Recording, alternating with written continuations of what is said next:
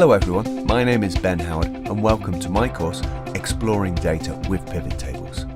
I'm a data consultant and I'm constantly analysing, summarising and generally exploring data in order to gain useful insights from it and then presenting that data and the results to my clients and customers.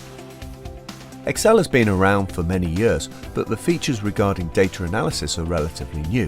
I find that pivot tables are typically the first advanced data analysis feature that many users will come across and attempt to use.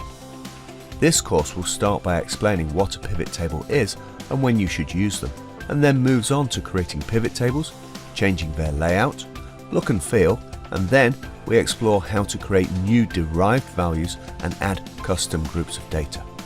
Finally, we add end-user interactivity to the pivot tables using filters and slicers.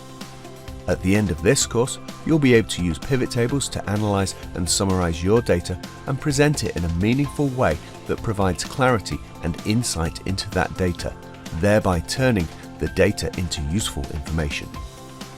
This course provides solid and effective demonstrations that will allow you to quickly get to grips with pivot tables.